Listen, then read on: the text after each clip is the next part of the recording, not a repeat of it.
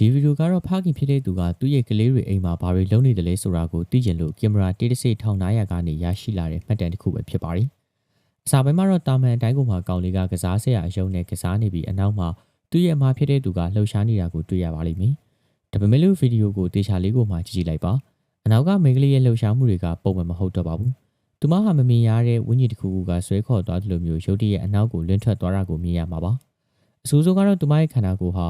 တဘာဝလိုအနေထားမျိုးနဲ့ကိုမှလေထဲမှာမြောက်တက်သွားပြီးတော့ပြန်ကျလာတာပဲဖြစ်ပါတယ်။အရှိမထိုင်ရဲ့ကောင်လေးကတော့ဘာဖြစ်လို့ဖြစ်မယ်လို့မသိလိုက်တဲ့အချိန်မှာပဲသူ့ယုံနဲ့သူစော့နေစေပဲဖြစ်ပါတယ်။တကယ်တော့သူလှုပ်လိုက်တဲ့အရုပ်အတိုင်းကိုကောင်မလေးကလိုက်ပြီးတော့ယူရှားနေရပဲဖြစ်ပါတယ်။အပြစ်ကင်းတဲ့ကလေးတွေရဲ့ဘေးနားမှာခုလိုမျိုးကြောက်စရာကောင်းတဲ့အရာတွေရှိနေနိုင်တယ်ဆိုတာကတကယ်လို့မှကြောချမ်းစရာကောင်းပါတယ်။ဒီဒုတိယဖြစ်ရမှာလည်းပဲအင်တာနက်ပေါ်မှာနာမည်ကြီးရဲ့ Blue Baby ဆိုတဲ့ထူးဆန်းတဲ့ဂိမ်းတစ်ခုကိုစမ်းသပ်နေတဲ့အမျိုးသမီးတစ်ယောက်ရဲ့မှတ်တမ်းပါ။သူမဟာမှန်ရှိမှရက်ပြီးတော့Blue baby ဆိုပြီးတော့စကလုံးကိုထက်ခါတလဲလဲရွတ်ဆိုရင်းနဲ့သူမရဲ့လက်ထဲမှာကလေးတယောက်လိုမျိုးပုတ်ချီထားတဲ့ဟန်ကိုဟန်ဆောင်နေခဲ့ပါတယ်။အစာပိုင်းမှာတော့ဒါဟာကစားစရာတစ်ခုလိုထင်ရပေမဲ့သူမရဲ့မျက်နှာဟာတဖြည်းဖြည်းနဲ့ထိတ်လန့်မှုတွေကိုလွှမ်းမိုးလာပါတယ်။သူမရဲ့လက်ထဲမှာတကယ်ပဲတစ်ခုခုကလေးလန့်လာသလိုတစ်ခုခုကလည်းသူမကိုကုတ်ချစ်နေတယ်လို့မျိုးခံစားလာရတာပါ။အဆိုးဆုံးကတော့သူမရဲ့အနောက်ကပတင်မအမောင်ထဲမှာအဖြူရောင်ပေါ်ရည်တစ်ခုကချောင်းကြည့်နေတာကိုဗီဒီယိုတွေကနေထင်ရှားစွာတွေ့လိုက်ရတာပဲဖြစ်ပါတယ်။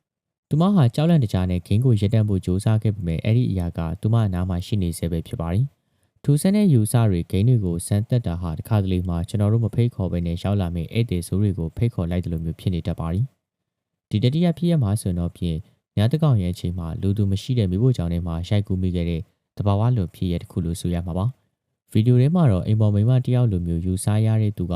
မိဖို့ကြောင့်ထဲမှာရက်နေရင်းကနေရုတ်တရက်သူမရဲ့ခန္ဓာကိုယ်ကလေထဲကိုတဖြည်းဖြည်းချင်းမြောက်တက်သွားတာကိုတွေ့ရမှာပါ။ဒါဟာကျိုးဆွဲထားတာမျိုးမဟုတ်ဘဲနဲ့သူမရဲ့စပင်တွေပါလေထဲမှာဝေဝဲနေရကြောင်းတကယ်ကိုမှဖြစ်ရဲ့စမ်းကြယ်လုံးနဲ့လို့ဆိုရမှာပါ။သူမဟာတခုခုရဲ့ပူးကတ်ခြင်းကိုခံထားရတယ်လို့ဒါမှမဟုတ်ရင်လည်းတဘာဝလိုအင်အားတစ်ခုခုကသူမကိုထိန်းချုပ်နေတယ်လို့မျိုးဖြစ်နေပါတယ်။အိမ်နောက်မှာတော့သူမဟာကျမ်းမြေပေါ်ကိုဝုန်းကနေပြန်ကျလာပြီးဘာမှမဖြစ်ခဲ့တယ်လို့မျိုးလမ်းလျှောက်ထွက်သွားပါတယ်